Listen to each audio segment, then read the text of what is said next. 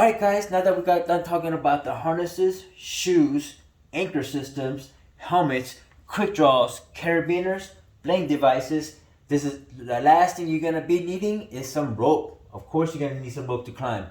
First thing I wanted to talk about was what kind of ropes you need to get. There's basically two different kinds of ropes that there is out there. There's many different ones, but there's two basic ones that you want to pay attention to. One is dynamic rope, which is kind of a little stretchy, and static rope, which is non-stretchy. As a rock climber, when we're climbing, when we fall, we don't want a rope that just stops us right away. We want something that has a little bungee feeling to it. So that's where the dynamic rope comes in handy. So that's what we're gonna be getting, alright? Static rope is more for mountaineering and canyoneering and stuff like that, rappelling. So, we're not gonna pay attention to that right now. So what we're gonna do is, first thing you wanna do is know that you wanna get yourself a dynamic rope, alright? There's many different kind of brands. If this is your first time, get yourself at least the top 5, look at the top 5 brands and go choose from there, because I believe that every single rope does stretch different and stuff.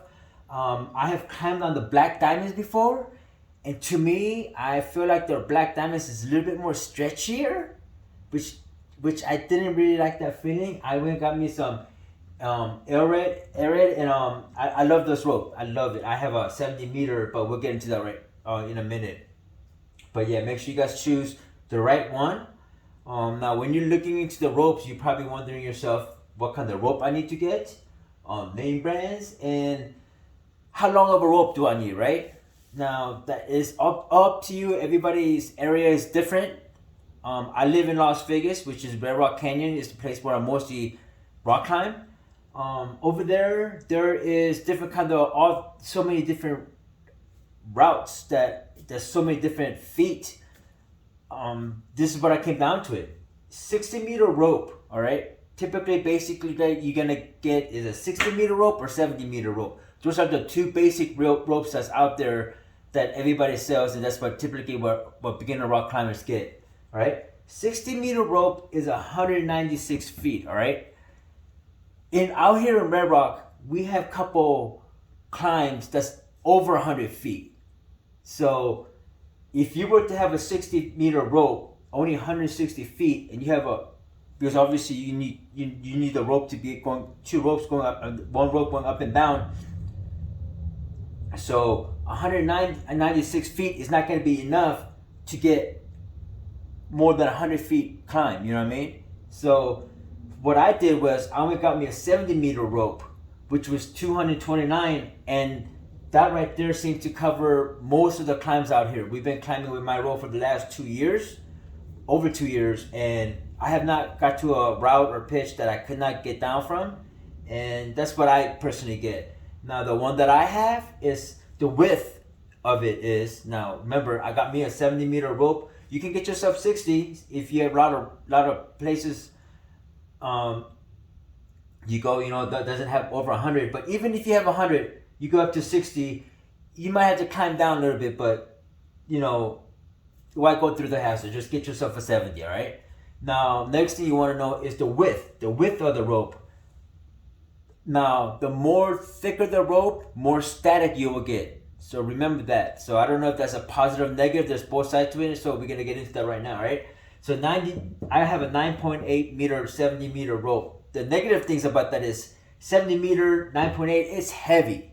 So when I'm climbing and I'm going up like 100, 120 feet, the rope is starting to get a lot of drag and it's starting to get heavy. So that's a negative part about it. But having good static is great because, the person that's belaying you, make it easier on them. And just in case if you fall, you feel more secure. And remember, we were just talking about feeling secure is what's going to get you to become a better climber. So 9.8 is good.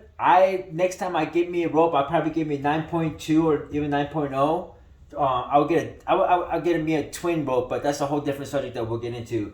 But if you're first time buying it, 9.8, don't get yourself anything 10 or above because you don't really need all that static. All right, get yourself a 9.8 or 9.6 somewhere around there. I would suggest 9.8. Get yourself a 70 meter rope, but remember it does get heavy. All right, now that I've been climbing for a few years and I'm gonna buy a rope next year, I'm probably getting me a touring rope, maybe even a 60 meter, because but there's a lot of things you can do with touring ropes.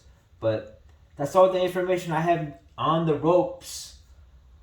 I wish I can give you guys more information, but make sure 9.8 width is about millimeter width is about the typical size that everybody gets for the beginner. So try to get that one, and make sure you get yourself a 70 if you can afford it. Get your 71. It's gonna help you out in the long run, and the drag is not too bad. You can pull it up. It's not too bad. So stay with it. All right, guys. I think that's end of our videos of the gears that you need to rock climb. So now after you get this gear, I'm gonna start a rock climbing 201 video where you actually kind of learn about how to build anchors and what use carabiner for and what emergency cases. So stay tuned for that. All right, guys. Thanks for joining me. Have a great one.